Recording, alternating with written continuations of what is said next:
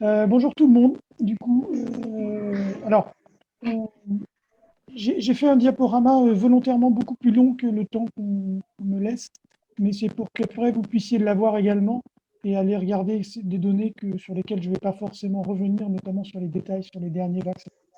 Alors l'idée était de faire un petit point sur les vaccins Covid et puis sur enfin, l'acceptation des vaccins, sur plein de questions qu'il pourrait y avoir. Donc je vais essayer de laisser de laisser du temps pour les questions.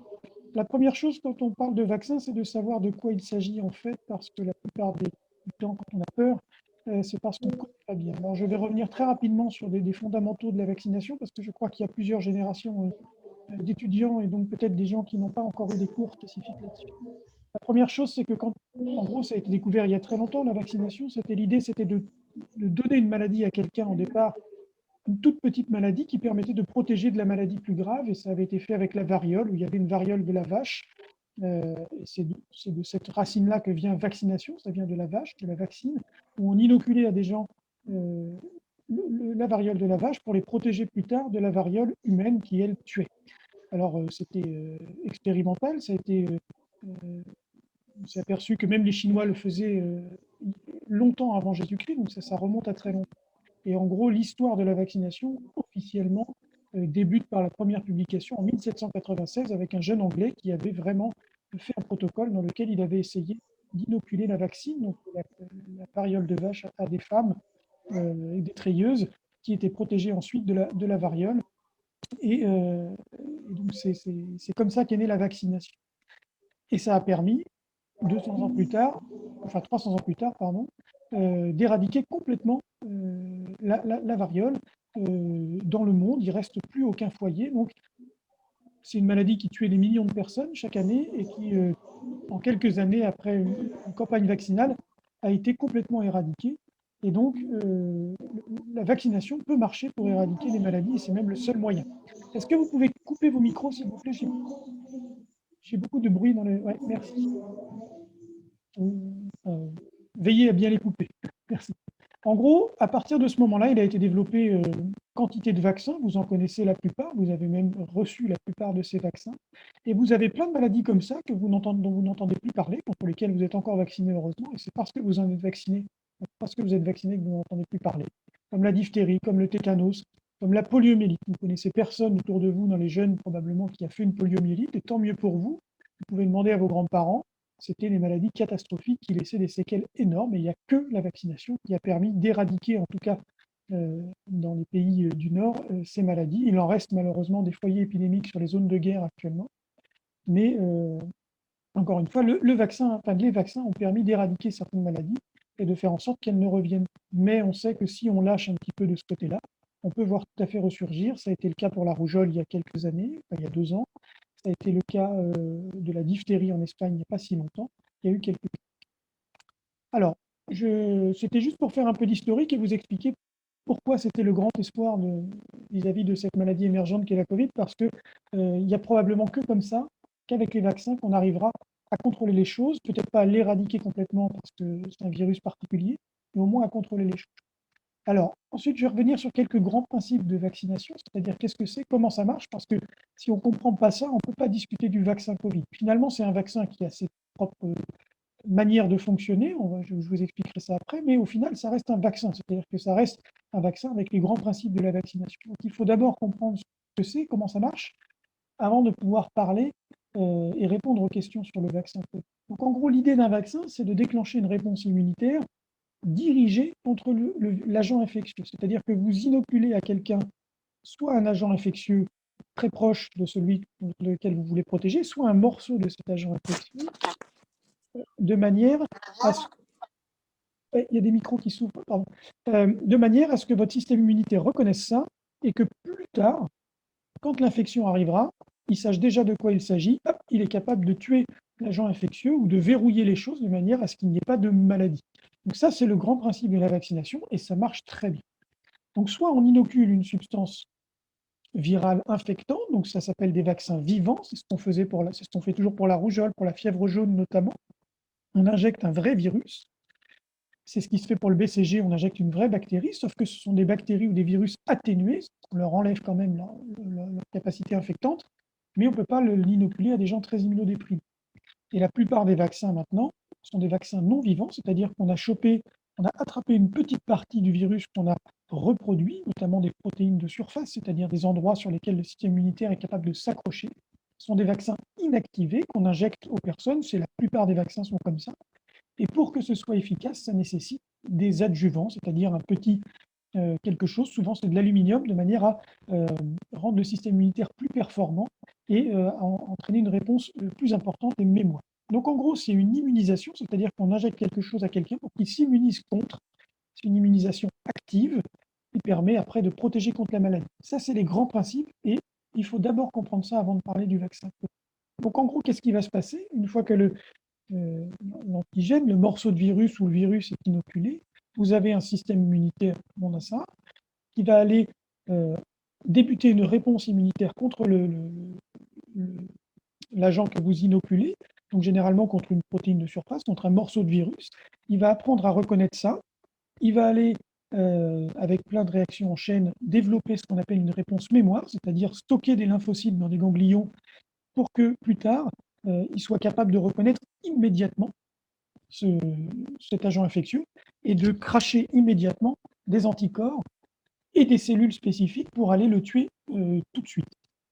Donc c'est ce qu'on appelle la réponse mémoire, les cellules mémoire, et c'est ça l'immunogénicité d'un vaccin, c'est-à-dire la capacité à entraîner une réponse qui va être durable, efficace et très rapide. Alors, pourquoi on fait plusieurs injections dans la plupart des vaccins? La première, c'est que on expose un antigène ou à l'agent infectieux. Alors, antigène, ça veut dire une partie de l'agent infectieux. Souvent, c'est une partie donc, de sa surface, quelque chose qu'on peut reconnaître immédiatement. On injecte une première fois et on va développer une réponse qui est dite primaire, c'est-à-dire avec des anticorps peu spécifiques qu'on appelle des IgM, puis des anticorps un peu plus spécifiques qu'on appelle des IgG. Tout ça est lié à la on fera peut-être les cours pour ceux qui ne l'ont pas eu sur le système immunitaire bientôt, mais est lié à la différenciation des lymphocytes qui vont devenir de plus en plus spécifiques avec le temps. Et puis ça ne va pas durer très longtemps si on n'injecte qu'une fois, en dehors des vaccins vivants. Il va falloir faire une deuxième injection. On refait une deuxième injection, ou alors là, les lymphocytes qui étaient déjà là vont reconnaître plus vite et vont se dire, OK, là, il faut qu'on fasse une réponse mémoire. Et donc, il y a une réponse secondaire lors d'une nouvelle exposition qui est beaucoup plus intense, beaucoup plus rapide et beaucoup plus longue dans le temps, et elle est protectrice. Et vous verrez tout à l'heure que c'est pour ça qu'on fait au moins 2 injections dans le vaccin contre le SARS. Peut-être qu'on en fera plus parce qu'on ne sait pas encore combien de temps l'immunisation va durer, pardon. Mais il faut au moins 2 injections pour avoir cet effet rappel, cet effet mémoire qui fait que la réponse va être prolongée. Donc en gros, c'est ça. L'idée, c'est d'avoir une réponse immunitaire rapide, efficace et qui peut être durable dans le temps s'il y a des expositions au vrai virus qui peut tuer, qui peut rendre malade, de manière à ce qu'il n'y ait pas de maladie. C'est les grands principes des vaccins. Donc généralement, on fait 1, 2 ou 3 injections en primo-vaccination. Donc c'est ce qu'on fait au tout début. Pour le Covid, vous verrez, c'est juste une injection. Mais par exemple, pour les vaccins pneumocoque, tétanos, hépatite B, on en fait 1, 2 ou 3. Vous pouvez voir ça dans le calendrier vaccinal. Ensuite, on laisse un laps de temps. On est obligé de laisser le système immunitaire faire son travail, puis on le réexpose. Et là, il y a un effet boost, il y a un effet qui fait que la réponse immunitaire va être beaucoup plus haute. C'est pour ça qu'il faut au moins 3 semaines entre les 2 injections du premier vaccin contre le Covid, voire 4 à 6 semaines pour le vaccin qui arrivera bientôt. On va revenir sur tout ça. Alors, moi je vois plus avec mon petit écran. En gros, si vous faites un Covid et que vous en guérissez, ce qui est le cas de vous tous probablement si vous le faites, mais vous allez aussi avoir cette protection. Donc on peut avoir une immunisation naturelle qui n'est pas liée à un vaccin. Simplement, vous avez été malade et simplement, vous avez pu le transmettre. Donc le but, c'est d'immuniser la population le plus largement possible, mais en évitant que les gens soient malades. C'est ça aussi le but de la vaccination, c'est de faire en sorte qu'il n'y ait pas de malades, mais que tout le monde soit protégé. Et en plus, il est très probable avec le Covid que l'immunisation qui est liée au vaccin soit plus importante et plus forte, plus, plus prolongée que celle liée à la maladie. Alors, Quelques notions qu'il faut absolument avoir aussi quand on parle de vaccin, c'est la protection individuelle et la protection collective. Et ça, c'est des choses qui sont très importantes, qui sont fondamentales. Quand vous vaccinez une personne contre une maladie, vous la protégez de la maladie. C'est la protection individuelle et c'est le bénéfice individuel qu'on peut en retenir. Par exemple, si vous avez 15 ans, que vous êtes en pleine forme, que vous n'êtes pas au contact de personnes âgées, vous vaccinez contre la grippe, le bénéfice individuel, il est assez minime, puisque le risque que vous soyez vraiment malade de la grippe, il est minime. Bon, voilà. Donc on ne vaccine pas forcément les gens qui ont 15 ans, qui sont en pleine forme et qui n'ont pas dans leur entourage ou dans leur, des personnes très fragiles. Par contre, donc ça c'est le bénéfice individuel. Par contre, vous prenez quelqu'un qui a 77 ans, qui est diabétique, hypertendu, et qui, s'il chope le Covid, peut en mourir, a de fortes chances, beaucoup plus de chances d'en mourir, à peu près 10 fois plus que vous. Lui, si vous le vaccinez contre le Covid, il a un bénéfice individuel majeur, puisqu'on va voir que c'est un vaccin qui marche. Donc, il faut prendre en compte ce bénéfice individuel quand on parle de vaccin. Ensuite, il y a le bénéfice collectif, la protection collective, c'est-à-dire de protéger les individus en général, ceux qui sont vaccinés et ceux qui ne sont pas vaccinés, de manière indirecte. C'est-à-dire, on va vacciner le plus de personnes possible, de manière à ce que toutes ces personnes protégées ne puissent plus choper le virus, et donc ne puissent plus le transmettre, et donc casser les chaînes de transmission, et donc la transmission interhumaine. Et plus on vaccine de gens dans la population, moins le virus circule, et moins il y a de chances que ceux qui n'ont pas le vaccin puissent attraper le virus. Alors ceux qui n'ont pas eu le vaccin ou ceux qui n'ont pas répondu au vaccin, puisqu'il y a des gens qui on va vacciner, qui ne vont pas répondre. C'est là le principe de la couverture vaccinale, de ce qu'on appelle l'effet troupeau ou l'immunité de groupe. C'est-à-dire que plus vous vaccinez de gens, plus vous protégez tout le monde parce que le virus ne circule plus. Et ça, c'est important aussi. Par exemple, on estime que, c'est un petit schéma qui est assez simple, qui est dans ce petit bouquin de vulgarisation de la vaccination, mais si vous vaccinez un grand nombre de personnes, le risque que les gens malades se croisent est extrêmement faible. Par exemple, à tous les vaccinés en blanc, le risque que le rouge aille transmettre à lui est beaucoup plus faible que si vous en aviez vacciné que la moitié. Et donc on estime que pour protéger complètement d'une maladie, il faut au moins 80, 90, voire 95% de gens vaccinés ou protégés que la maladie puisse arrêter de circuler complètement. Alors on n'y est pas, on y arrivera peut-être. Un petit calcul tout bête, hein, j'ai piqué la diapositive, mais si vous prenez une maladie où chaque sujet atteint contamine environ 2 sujets, c'est ça le R0 d'un virus, c'est le nombre de sujets qu'un premier va contaminer.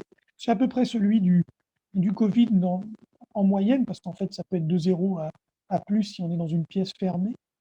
Mais en gros, vous avez une incubation d'environ 7 jours et vous avez une épidémie qui dure de 4 semaines. Si tout le monde, si personne n'est vacciné, vous allez avoir très rapidement une montée des cas qui va être exponentielle. C'est-à-dire que 1, puis 2 la deuxième semaine, 4, 8, 16, et puis en fait, vous êtes à 16 fois plus qu'au début.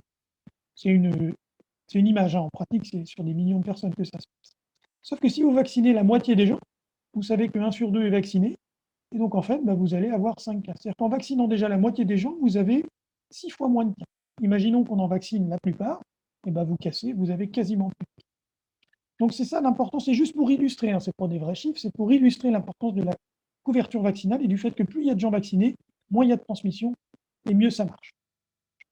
À qui bénéficie l'immunité de groupe? Parce que certains vont se dire, moi je ne me vaccine pas, et puis comme ça je profiterai du truc de la vaccination des autres. En fait, ça profite aux gens aux enfants qui sont trop jeunes pour être vaccinés. Il y a certains vaccins qu'on ne peut pas faire chez l'enfant. Il y a certains vaccins qui ne marchent pas tout de suite dans les premiers mois de l'enfance, comme le vaccin contre la coqueluche, et c'est pour ça qu'on vaccine les adultes contre la coqueluche pour éviter qu'ils le transmettent aux enfants. Il y a ceux qui ont des contre-indications vaccinales, vous avez les gens qui ont des allergies, vous avez certains vaccins viraux vivants qu'on ne peut pas injecter à des immunodéprimés, vous avez des gens qui ne vont pas répondre au vaccin parce qu'ils ont un système immunitaire à plat, à cause de médicaments, à cause de cancer, à cause du sida par exemple. Et puis bien sûr, indirectement, ça va protéger aussi ceux qui refusent la vaccination. Et tant mieux, parce qu'on n'a pas non plus envie qu'ils soient malades, même s'ils ne participent pas à l'effort de groupe. Alors, j'en reviens maintenant, j'espère que c'était clair. J'en viens, voilà, c'était des fondamentaux sur les vaccins, mais je pense que ça me paraît vraiment capital pour essayer de comprendre déjà de quoi on va parler là, et puis de répondre à des questions simples sur ce qu'est la vaccination. Il ne faut vraiment pas en avoir peur. On a un pays qui, culturellement, est beaucoup plus axé sur la thérapeutique, c'est comme ça, on voit une maladie, on a envie de la traiter, alors que dans plein d'autres pays et dans plein d'autres cultures, on est beaucoup plus axé sur la prévention, et le vaccin est une forme de prévention. Il ne faut pas avoir peur de la prévention non plus, puisque ça permet, là, dans ce contexte-là, de vraiment éradiquer certaines maladies. Alors, le vaccin Covid. En gros, si, c'est bon. Un petit rappel sur ce qu'est le Covid. Donc, c'est un petit virus. En gros, il y a une enveloppe dans un virus. Alors, pour savoir quelque chose, les virus ne se développent que dans les cellules. C'est-à-dire qu'un virus tout seul, il va survivre quelques heures, quelques jours sur une surface, mais il ne peut pas se diviser tout seul, il ne peut pas vivre tout seul. Il faut qu'il infecte la cellule de quelqu'un, donc d'un sujet hôte, pour pouvoir se diviser, pour pouvoir fabriquer d'autres virus, ressortir et aller contaminer d'autres personnes. Il ne vit que parce qu'il y a des autres, donc des personnes réceptives. Sinon, le virus disparaît et meurt. Alors, c'est pour ça que la variole a disparu, c'est parce qu'il n'y a plus. Tout le monde était protégé à un moment sur la planète, et donc le virus ne pouvait plus se transmettre, il a disparu complètement. Comment est fabriqué le petit virus SARS-CoV-2? Pour faire très simple, il y a une enveloppe, donc ça c'est globalement des petits lipides. Sur sa surface, il a une protéine très importante qui s'appelle S ou spike, et puis à l'intérieur, il a de l'ARN, c'est-à-dire un code génétique qui est sous forme d'ARN. Alors je ne vais pas vous faire un cours sur la biologie moléculaire, mais en gros, simplement l'ADN qu'il y a dans le noyau de vos cellules, il est transformé en ARN à l'extérieur du noyau et dans la cellule. Ce petit ARN, c'est en gros juste une copie d'ADN qui va passer dans un ribosome pour être transformé en une protéine. L'ARN est ensuite détruit et la protéine sert à son rôle. Ça peut être une protéine, par exemple, de l'insuline, ça peut être un anticorps, enfin n'importe quoi que vous fabriquez en permanence dans vos cellules sans le savoir. Et ça marche comme ça. Quand un virus à ARN vient dans votre cellule, il s'ouvre, il dépose son ARN dans la cellule, donc c'est juste le bout de code génétique. L'ARN, il va être transformé par vos petites machineries cellulaires en protéines. Et ces protéines vont s'assembler parce qu'il y en a une parmi celles-là qui permet d'assembler les choses. Ça va reformer des virus qui vont sortir et aller dans d'autres cellules. Voilà comment ça marche. Comment s'accroche le virus? Comment il reconnaît vos cellules? En fait, c'est grâce à cette protéine spike qui va se mettre sur un récepteur qui s'appelle l'ACE. On en a beaucoup parlé. Donc, c'est un récepteur qui intervient notamment dans le système de régulation de la tension artérielle. C'est pour ça que les hypertendus ont un surrisque de Covid grave, parce qu'ils attrapent plus le virus. Donc, il s'accroche là, il rentre dans la cellule, il libère son ARN, et ensuite la machinerie se fait. Voilà comment ça marche. Donc, en gros, pour cibler le virus, pour essayer de se défendre contre le virus, on a remarqué que les gens faisaient des anticorps qui étaient dirigés contre cette protéine S, parce que c'est celle qui est dessus, c'est celle que le système immunitaire va reconnaître.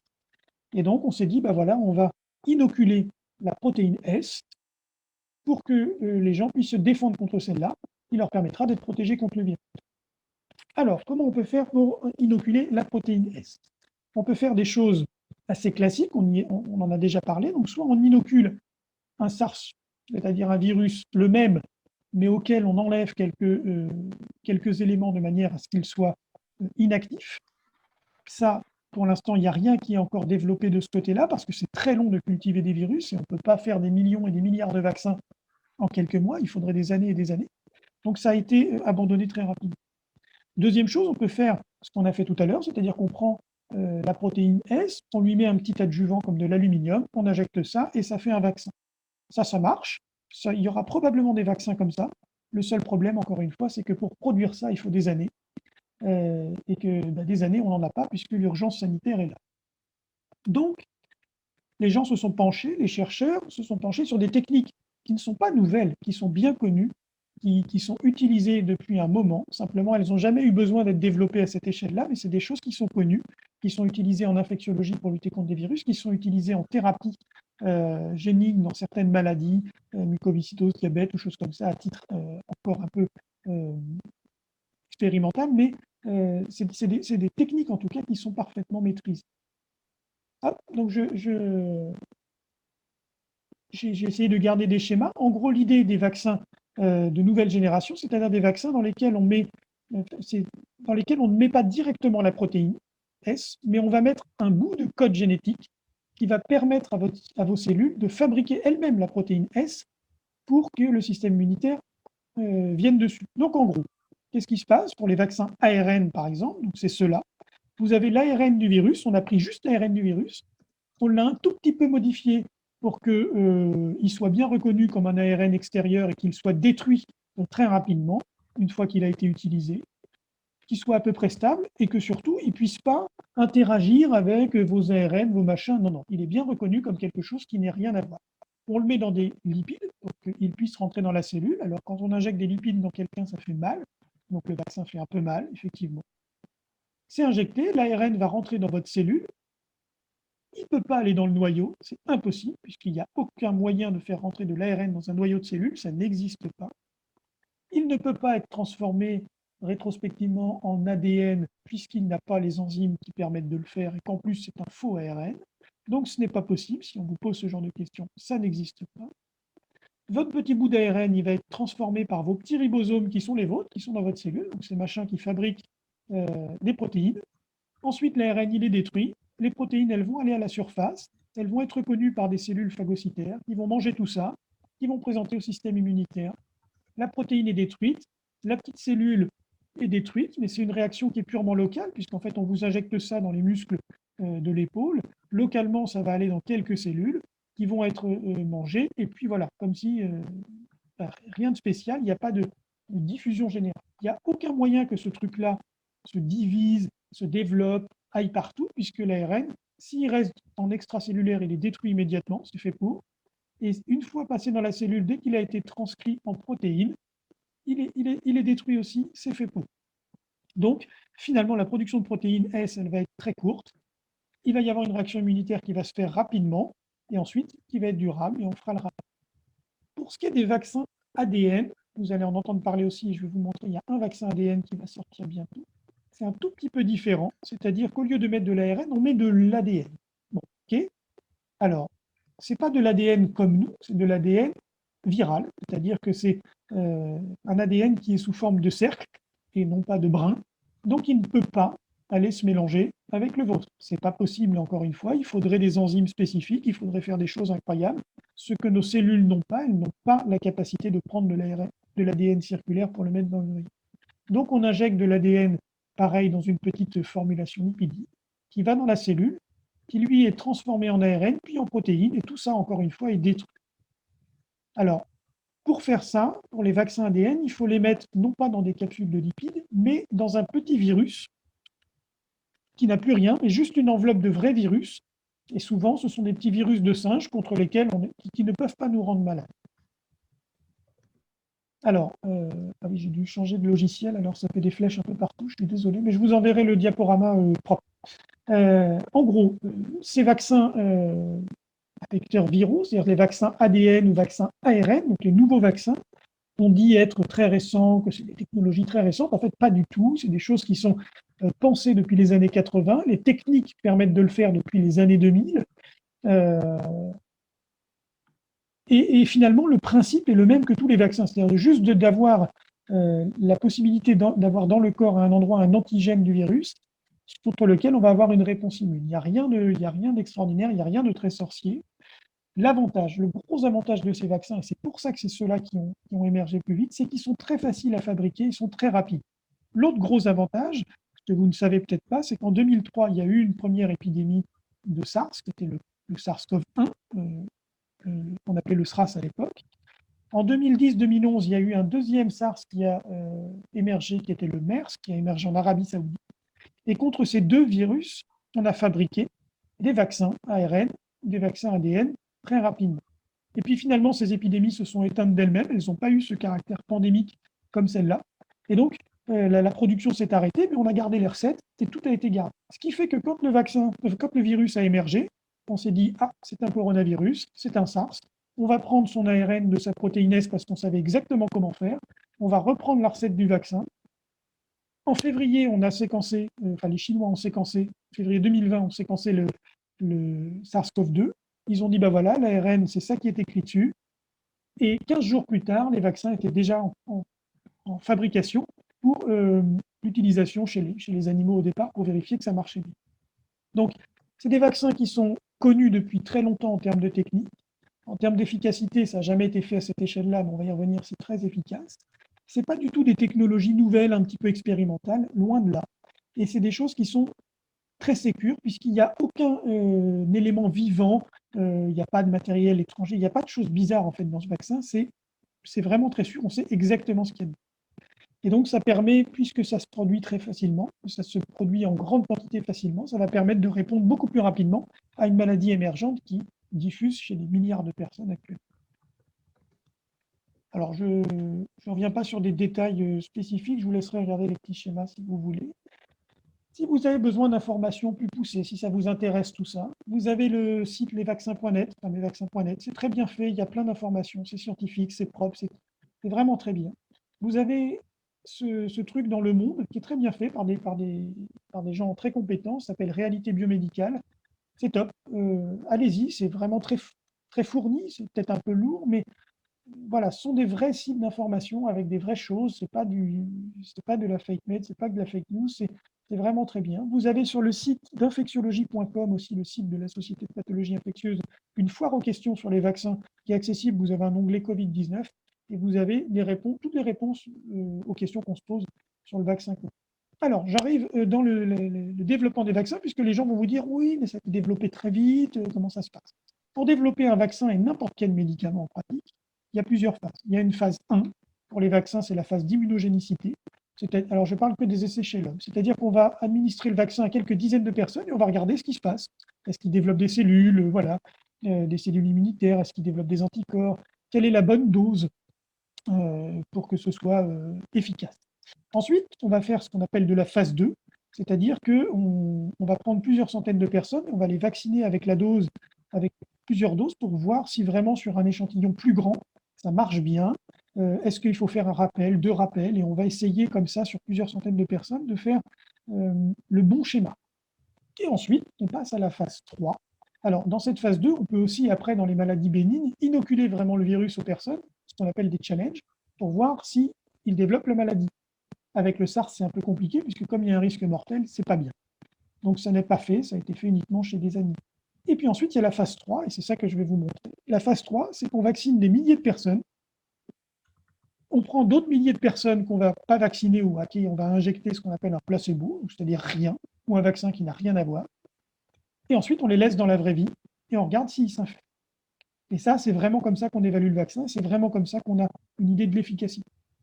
Et ensuite, il y a la phase 4, mais c'est vrai pour tous les médicaments, c'est-à-dire qu'une fois que le vaccin ou le médicament est commercialisé, on continue de surveiller, et c'est ce qui se passe actuellement avec les vaccins Covid, on continue de surveiller.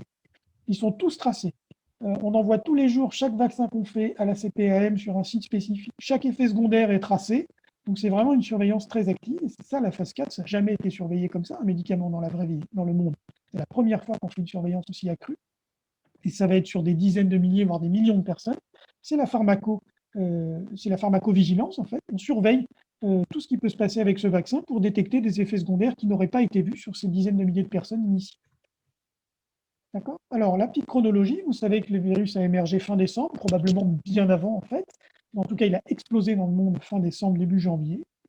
C'est le 7 janvier qu'on a isolé le virus. C'est le 11 janvier que les autorités chinoises ont transmis l'ARN. Et c'est le 14 janvier, je me suis trompé tout à l'heure, j'avais dit février, que le premier vaccin a pu être fait. Donc ça va très très vite, ce qui fait que dès juillet, il y a eu les essais de phase 3. Et dès décembre, on a eu les premiers résultats des essais de phase 3. Ça va très vite, mais quand on regarde comment les choses ont été faites, il n'y a eu aucun saut d'obstacle. C'est-à-dire que toutes les barrières des autorités sanitaires de chaque pays, toute la vigilance scientifique a bien été respectée. Simplement, au lieu, quand vous déposiez les résultats d'une première étude, au lieu que ça prenne 3 ans avant que les gens regardent le dossier, ils l'ont regardé tout de suite. Et donc, c'est pour ça que ça a été beaucoup plus vite que tous les autres médicaments. Mais ce n'est pas du tout parce que les gens ont fait n'importe quoi. Alors, je passe rapidement sur les vaccins, mais vous allez entendre parler de 3 vaccins. Vous allez entendre parler du vaccin Pfizer, du vaccin Moderna et du vaccin AstraZeneca. Ce sont les 3 premiers qui vont sortir. On a déjà le vaccin Pfizer, c'est celui avec lequel on vaccine en France actuellement. C'est celui avec lequel ils vaccinent en Israël, ils ont vacciné des millions de personnes. Aux États-Unis, plusieurs millions de personnes aussi. Au Royaume-Uni, ils vont atteindre le million, je crois, bientôt. Nous, on doit être à peu près à 300 000 vaccinés en France. Alors, première dose, parce qu'on n'a pas encore fait la deuxième. Donc, c'est un vaccin ARN. Alors, je vous ai mis plein de diapos, je passe vite pour que vous ayez le temps de poser des questions. Simplement, dans l'essai de phase 3, ils ont essayé ce vaccin sur 18 000 personnes et 18 000 qui avaient reçu le placebo, dont des personnes âgées à risque, alors pas très âgées, mais quand même, dont des personnes qui avaient des facteurs de risque de faire des Covid graves. Ils ont regardé l'efficacité, ils ont regardé les effets secondaires, puisque vous allez sûrement vous poser des questions. Alors, je vais juste détailler, parce qu'après les diapositives, il va falloir les comprendre. En gros, les effets secondaires, ils sont gradés de 1 à 4. 1, c'est en gros, j'ai un petit peu mal, il ne se passe rien, voilà. 2, c'est j'ai mal et ça me gêne un petit peu, voilà. 3, c'est j'ai mal ou j'ai de la fièvre et je ne peux pas aller travailler pendant une journée ou deux parce que bon, ben voilà, je suis fatigué. Et 4, ça nécessite un traitement, une consultation médicale ou une hospitalisation. Donc ça, c'est des effets secondaires qu'on appelle graves. Le vaccin Pfizer, chez les jeunes de 16 à 55 ans, la première injection, vous aviez donc dans les effets secondaires locaux, vous aviez 80% d'effets secondaires. C'est quoi en fait? C'est juste des douleurs au site d'injection. Plus de la moitié, c'était j'ai un petit peu mal, mais je continue ma journée, ça ne me pose aucun problème. L'autre moitié, c'était j'ai un petit peu mal, ça me gêne un peu pour ma journée. Voilà. Les effets secondaires qui étaient en gros où ça vous casse la journée, ça vous empêche d'aller travailler, en fait, il y en avait autant dans le groupe à qui on a injecté de l'eau, du sérum physiologique. Donc en pratique, ça fait mal, certes, ça fait un petit peu de rougeur, ça fait un petit peu gonfler l'épaule, mais enfin quand même, c'est vraiment pas grand-chose. Par contre, ça fait un petit peu mal et ça, c'est pas très grave. Chez les personnes un petit peu plus âgées, c'est vrai, un petit peu moins, probablement parce que le système immunitaire est un peu moins performant que les jeunes.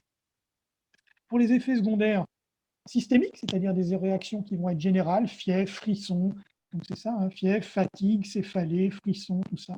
Vous en avez aussi beaucoup, donc à peu près 50%, 60% chez les plus âgés, surtout de la fatigue et des maux de tête, mais quand vous détaillez, là encore, ce sont des effets secondaires qui sont parfaitement bénins.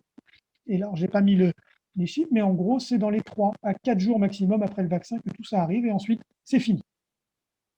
Ce qui est un petit peu surprenant, enfin pas surprenant, mais ce qui est vrai et qui montre bien que la réaction inflammatoire est plus importante lors de la deuxième dose, c'est que vous avez un peu plus d'effets secondaires généraux lors de la deuxième dose. C'est-à-dire que votre système immunitaire est déjà entraîné, il va répondre plus vite, plus intensément, et en fait, c'est ça qu'on cherche.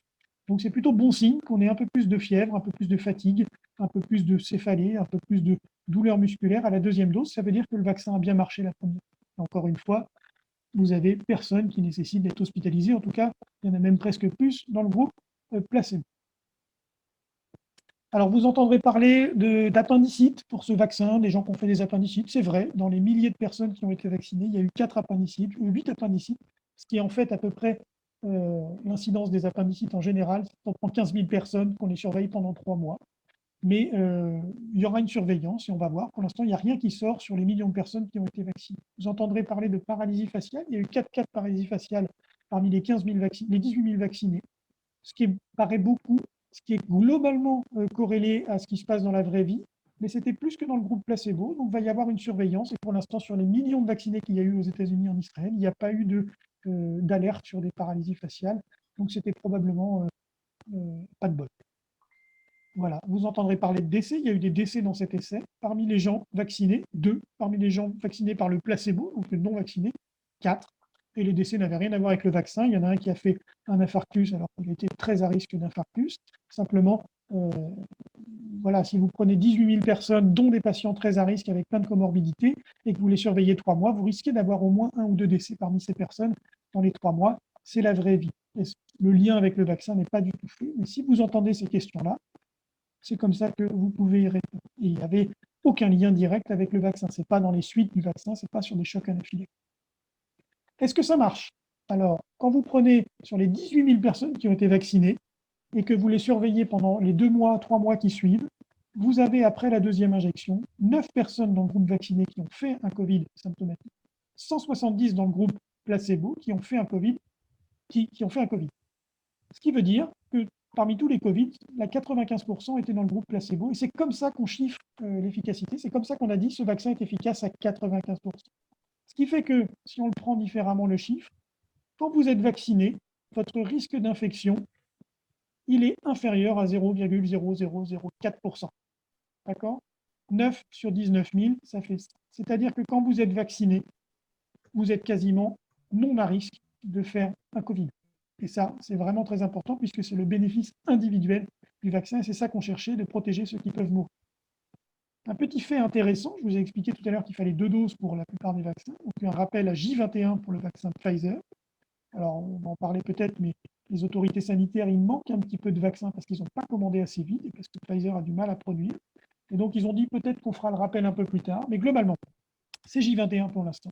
Et en fait, quand on regarde, la courbe des gens qui font le Covid chez les vaccinés, elle est plate, c'est-à-dire que personne ne fait de Covid. Les 9 premiers cas, ils arrivent quasiment au début entre les 2 premières injections et ensuite plus personne n'en fait. Ça veut bien dire que la deuxième dose est très efficace et très importante. Les autres, ils continuent d'en faire, ceux qui n'ont pas eu le vaccin. D'accord? Donc ça, c'est le temps et ça, c'est le nombre de Covid. Et en fait, les courbes se séparent au 10e jour. C'est-à-dire qu'en fait, après la première injection, on commence déjà à être nettement protégé à partir du 10e jour. C'est-à-dire que l'immunisation qui se fait après la première injection, elle est déjà performante. Par contre, il est probable qu'elle ne soit pas durable dans le temps et c'est pour ça qu'il faut absolument cette deuxième injection. Est-ce que ça protège tout le monde? Alors, il y avait très peu de gens de plus de 75 ans, mais enfin, quand même 750, enfin 770 et 780, donc ça permet d'avoir une réponse. Ils étaient protégés à 100%. Il y a eu 0 Covid parmi ces gens-là, chez les gens vaccinés. Donc ça marche même chez les personnes âgées. Ça marche qu'on soit au Brésil, en Argentine ou aux USA, c'est-à-dire dans des endroits où le Covid circule plus ou moins. Ça marche partout. Donc c'est un excellent vaccin en termes d'efficacité individuelle. Est-ce que ça protège des Covid graves? Là encore, oui. Il y en a eu 9 d'un côté, 1 de l'autre. Donc ça fait 90% d'efficacité. Ça protège du Covid et ça protège des formes graves. Il y avait une idée comme quoi, quand on allait être vacciné, on ferait des formes plus graves de Covid.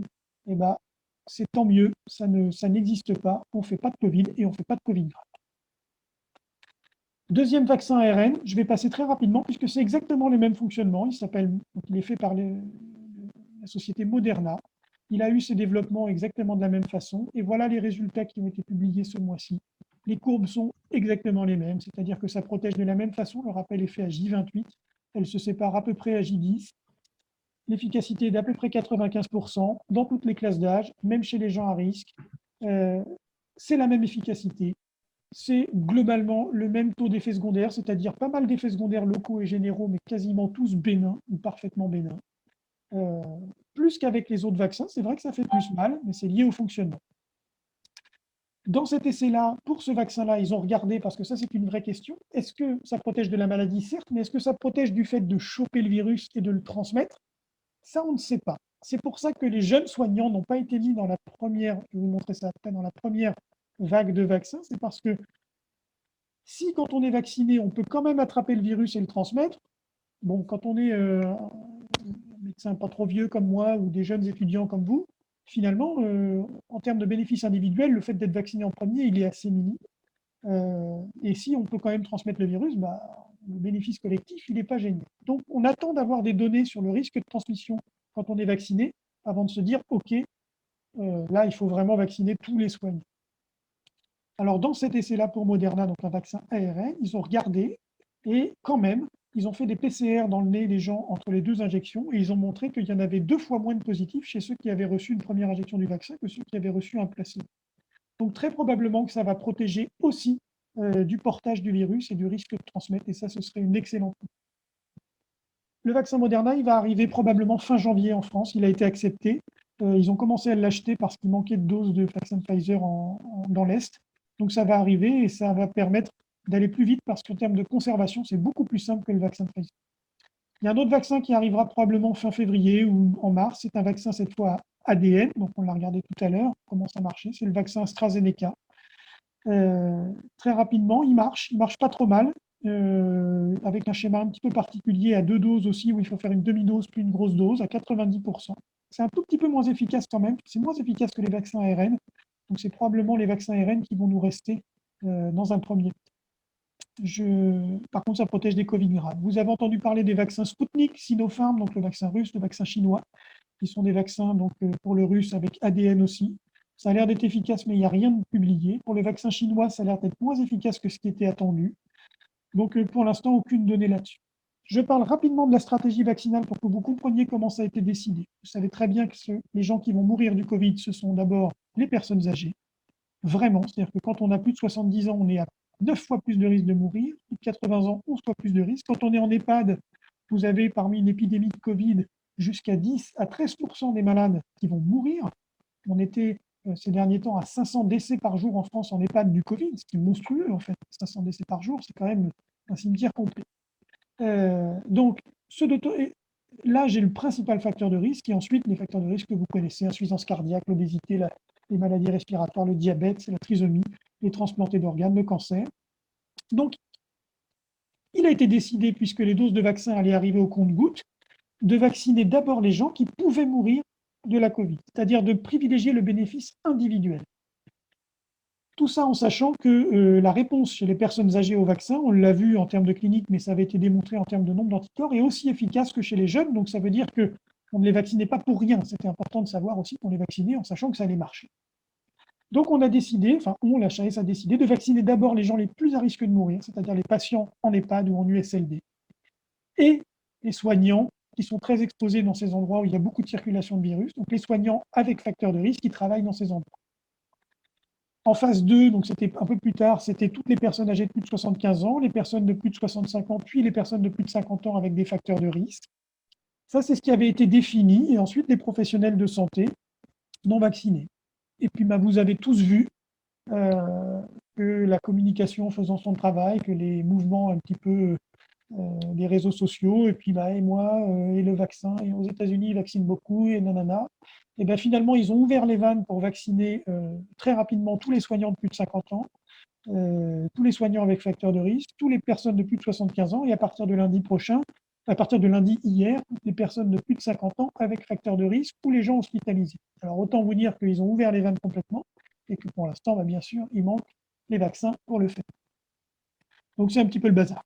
Mais voilà la stratégie et comment ça avait été défini au départ. Et je pense que pour l'instant, il faut d'abord cibler, tant qu'on a, le peu de vaccins qu'on a, il faut le cibler aux gens. Enfin, le peu de vaccins n'est pas réduit, mais on n'a pas de quoi vacciner toute la population. Il faut vraiment vacciner les gens qui peuvent mourir de la Covid. C'est vraiment ça qui est très important. Une toute petite note sur l'acceptabilité.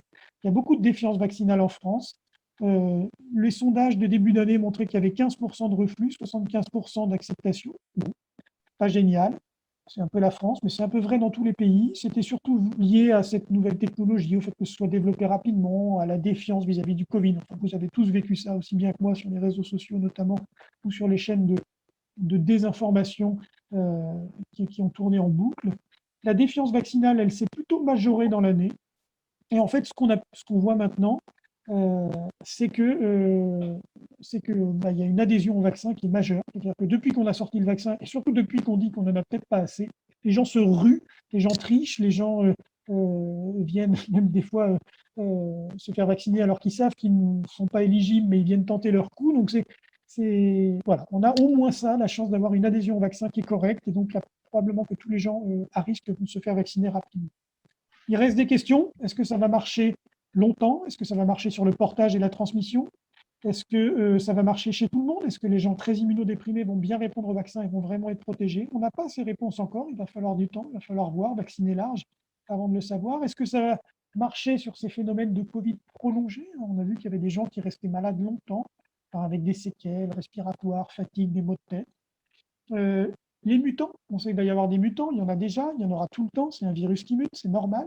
Est-ce que ça va marcher? On a un gros avantage avec ces vaccins ARN, c'est qu'il suffit de prendre le mutant, on prend son ARN, on le remet dans le vaccin et c'est reparti, on peut vacciner les gens. Ça va très très vite. On n'a pas encore de données chez l'enfant, chez la femme enceinte. Est-ce qu'il y a des effets secondaires à long terme? Ça n'existe pour quasiment aucun vaccin. C'est-à-dire que les effets secondaires à long terme des vaccins, ça n'existe pas en pratique. Voilà. Donc il n'y a pas de raison qu'avec celui-là, ça existe plus.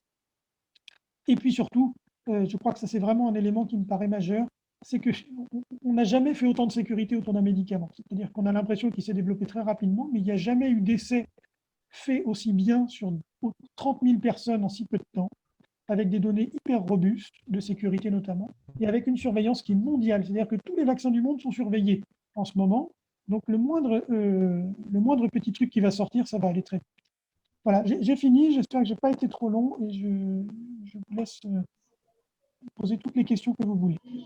D'accord, merci beaucoup, Monsieur Bujolet. On va voir du côté des aides-soignants s'il y a des questions. En ce qui concerne les étudiants de troisième année, n'hésitez pas à intervenir si vous avez des questions pour le docteur Bujolet. Moi, je voulais vous remercier aussi parce que j'avais l'impression de participer à un congrès médical, vous savez, avec les études randomisées, où c'est très bien expliqué. On voit bien la complexité de ce virus où chacun veut essayer de comprendre. Et d'habitude, c'est plutôt réservé au milieu médical. Et merci de nous le partager. Il nous manque des petits fours pour la fameuse pause après les études, vous savez. Ah, Mais vous viendrez la prochaine fois, on vous les offrira. ça marche. Mais c'est important que vous je crois, hein, après, c'est des choses, c'est peut-être des articles en anglais, des trucs, des courbes auxquels vous n'êtes pas habitués, enfin, pas forcément vous, mais les étudiants surtout. Donc c'est normal, c'est un peu bizarre. Mais nous, c'est avec ça qu'on se forme, c'est avec ça qu'on s'informe. C'est vraiment les données les plus robustes, des données qui sont reviewées, qui sont révisées par des gens très compétents, de manière à être publiées avec des vrais chiffres. Et c'est vraiment ça la science, c'est vraiment ça qu'il faut regarder pour avoir les vraies informations. Donc, je préférais vous les mettre, même si c'est un petit peu des courbes bizarres, parce que finalement, il n'y a pas de raison que les paramédicaux ne soient pas formés avec des vraies données. Non, mais c'était très intéressant. Alors, j'ai une question, du coup, je commence. Allez-y. Donc, vous nous avez parlé des 2 vaccins et du coup, on voit bien que la première vaccination est mise en route. Vous nous avez parlé du coup que avait été évalué un délai de 21 jours, donc on va dire un petit mois entre le premier vaccin et le deuxième vaccin. Et si jamais ce délai n'était pas tenable, est-ce que pour autant, on peut estimer qu'on peut reculer la deuxième vaccination? Alors oui, en pratique, alors il y a eu, en vrai, dans l'essai, il y a des gens qui ont reçu la deuxième dose jusqu'au 42e jour. C'est-à-dire qu'il y a eu des retards. C'est normal, hein, c'était des milliers de gens.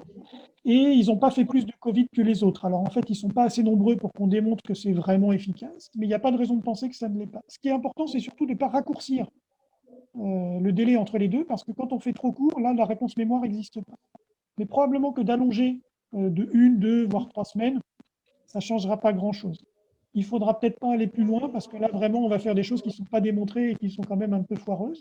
Pour l'instant, nous, à Saint-Brieuc, on est resté à J21.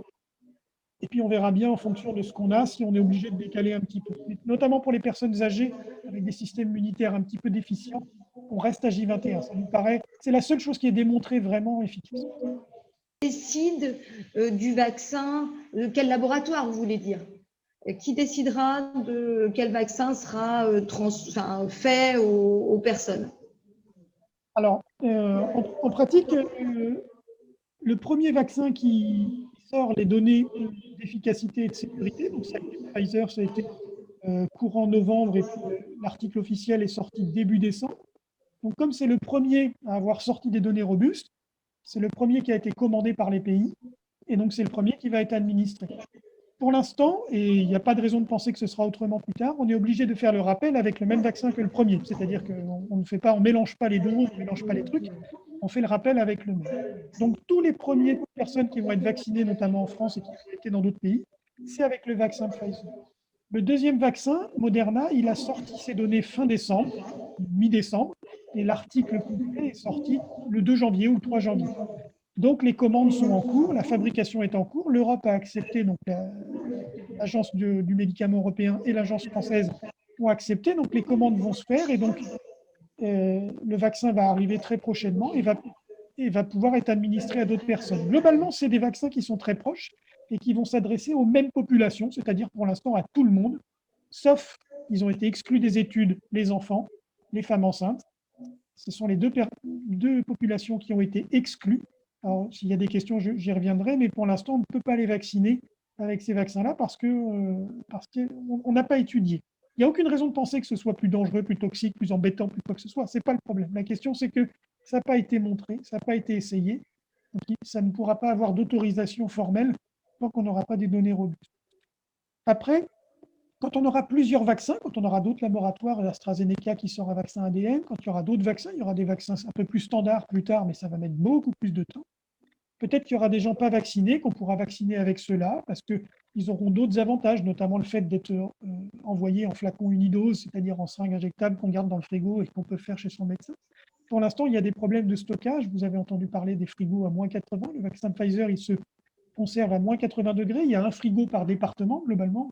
Pas vrai à Paris, mais pour les Côtes-d'Armor, il n'y en a qu'un seul. Il est à l'hôpital, dans la pharmacie. Et c'est cette pharmacie qui réceptionne les trucs et qui dispatche les flacons pour les EHPAD, pour les centres de vaccination qui se développent un peu partout. Et donc, ça demande une logistique monstrueuse. Et c'est aussi pour ça que c'est un petit peu compliqué. Le vaccin Moderna qui va arriver après, il se stocke en frigo standard pendant plus d'un mois. Donc, il pourra aller directement dans les centres de vaccination, ce qui va faciliter la diffusion. Et puis les prochains iront peut-être directement chez les médecins généralistes et ça deviendra des vaccins parfaitement standards. finalement, la marque des vaccins, enfin, jusqu'alors, moi, je ne me suis jamais posé la question pour mes enfants, pour moi, quel labo j'allais choisir pour les vaccins de mes enfants. Donc, on est vraiment, on sent bien qu'on est à la recherche du moindre dysfonctionnement. Oui, c'est vrai. Alors, ça peut. Il y a plein de choses. Après, on pourrait en parler des heures. Il y a tout le côté. Ça reste une lutte à celui qui garde le vaccin parce que c'est sûr que là, il est multimilliardaire dans quelques temps. Il n'y a pas de doute là-dessus, hein. Il y a un côté bourse, il y a un côté économique, évidemment. Après, Pfizer, c'est quand même une société de vaccins. Enfin, il y a plein de vaccins du calendrier vaccinal qui sont déjà de chez Pfizer. Enfin, c'était des gens qui savent faire, quoi. On l'a cité par sa marque parce que là, tout le monde s'intéresse au vaccin, tout le monde s'intéresse au Covid, tout le monde s'intéresse à ça. Et que finalement, pour dénommer tel vaccin, on a finalement, au lieu de l'appeler Comirnaty, comme c'est son vrai nom, on l'a appelé Pfizer parce que ça parle à tout le monde et qu'on sait que ça en parle. Mais dans tous les médicaments que vous prenez en dehors des génériques, ils sont faits par des marques. Et c'est vrai qu'on s'intéresse peu à ça parce que d'habitude, on fait confiance. Mais voilà, il y a pas de. C'est Pfizer qui a développé, mais comme tous les médicaments, c'est le labo qui développe son médicament, c'est le labo qui fait la surveillance de ses premiers essais, sous couvert de relecture et de réévaluation par des extérieurs, c'est-à-dire des comités indépendants qui n'ont rien à voir avec le labo, qui ne touchent aucun sou du labo et qui vérifient les données en permanence pour voir si c'est bien neutre, si c'est bien vrai, s'il n'y a pas de données masquées ou bidouillées, parce que c'est très important. Et donc ça, il y a bien tout eu, toutes les choses ont vraiment été faites dans les règles. Voilà. Nous avions une question ici à l'amphithéâtre quant à l'efficacité des vaccins sur les variants anglais, africains et autres. Alors, c'est quelque chose qui va être surveillé de très près, qui est déjà en cours d'étude. Pour l'instant, ce qu'on sait, c'est que les anticorps développés par les gens qui ont fait la vraie Covid, enfin la vraie, les premières formes de Covid, et qui ont été utilisés pour le vaccin, donc les anticorps de ces personnes-là, marchent sur les variants. C'est-à-dire que quand on les mélange dans une boîte, le virus et ça, on arrive à neutraliser le virus. Pour le variant sud-africain, pour le variant anglais. On a un peu plus peur du variant brésilien pour une raison un petit peu particulière, mais pour l'instant, il n'a pas l'air de diffuser. Donc, c'est surveillé de près. Pour l'instant, il n'y a pas d'alerte comme quoi le vaccin ne marche pas. Mais il y a quelque chose qui est très important avec les vaccins ARN, c'est qu'il suffit de prendre le variant, il suffit de rajouter son code ARN dans l'ancien vaccin. Et comme c'est exactement le même vaccin, exactement la même technique, tout ça, il n'y a pas besoin de refaire toutes les phases d'études. En fait, on sait que ça marche, on sait comment ça marche. Et on peut, comme le vaccin de la grippe qui est modifié chaque année, le vaccin est le même, mais le petit truc qui est mis dedans est un tout petit peu changé pour marcher sur le variant de grippe qui circule, et probablement que s'il y a des mutants qui échappent au vaccin, la technique, ce sera de rajouter le bout d'ARN du mutant et puis de faire des rappels réguliers pour ça. Mais la protéine S, en fait, c'est un gros machin avec plein de domaines sur lesquels le système immunitaire peut s'accrocher et que même s'il y a une variation par endroit, il est très probable que quand même notre système immunitaire soit efficace.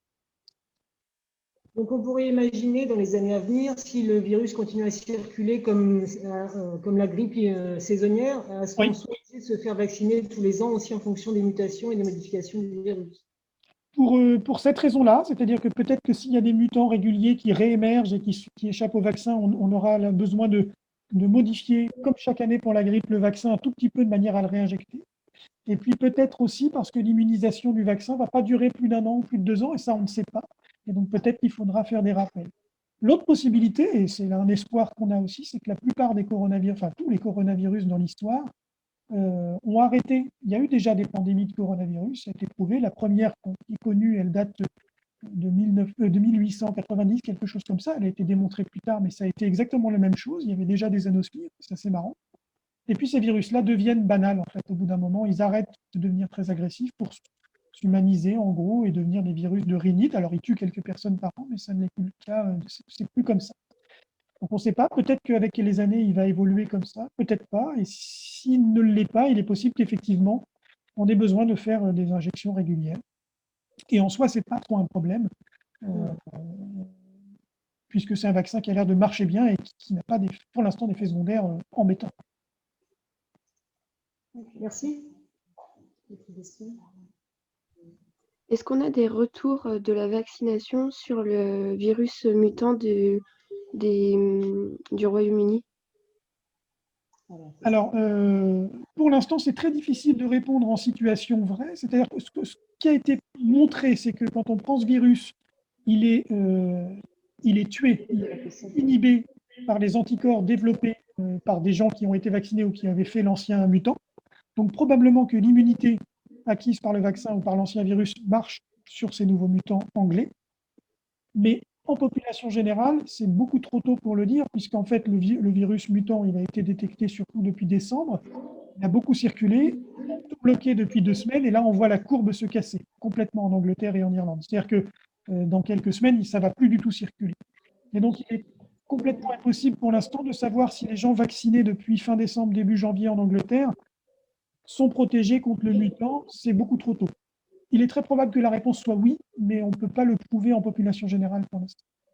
Une question aussi donc, par rapport aux variants anglais, mais concernant les enfants, est-ce que c'est réel qu'ils sont plus touchés que la Covid qu'on a connue jusqu'à maintenant? Alors, probablement oui. En fait, ce qui est réel, c'est qu'on a très probablement sous-estimé en France l'impact sur les enfants et la diffusion du virus chez les enfants. Pour plein de raisons. La première chose, c'est que les premières études chez l'enfant avaient été faites pendant le confinement. Il n'y avait pas d'école, donc ça ne circulait pas. Donc, on ne pouvait pas montrer ça. La deuxième chose, c'est que pour tester des enfants, c'est quand même plus compliqué.